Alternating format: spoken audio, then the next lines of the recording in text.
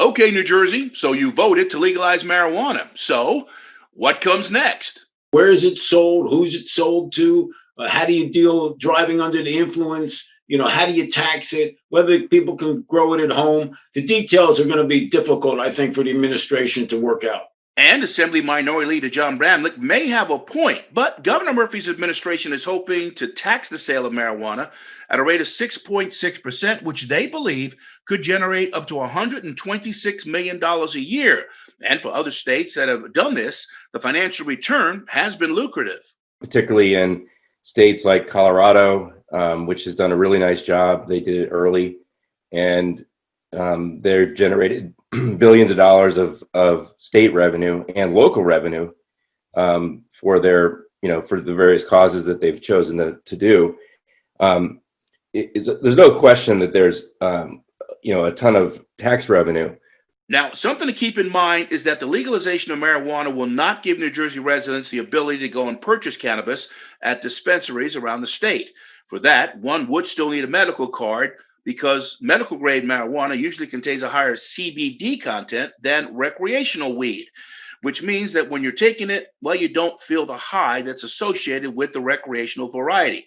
Recreational variety typically contains higher THC content. That's what creates that feeling of the high.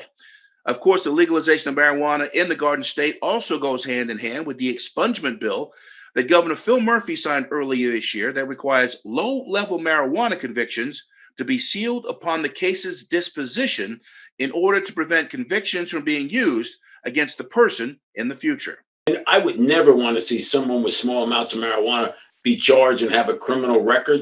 And actually, I fought for some of these acquittals in contemplation of dismissal or what we call dismissals on low-level offenses, not only with marijuana, but in other areas as well. No, I don't think people should have criminal records because they smoked a joint or had some marijuana.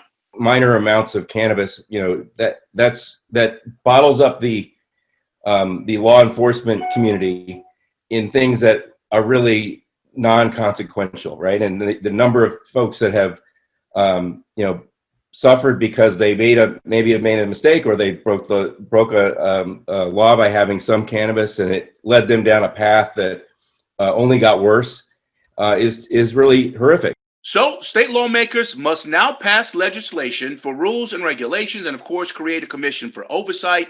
Senate President Steve Sweeney says that he hopes to introduce this legislation as early as next week and then hopes that the state can start giving out licenses to sell legalized marijuana in the Garden State sometime in the middle of 2021. For New Jersey News Network, I'm Phil Andrews.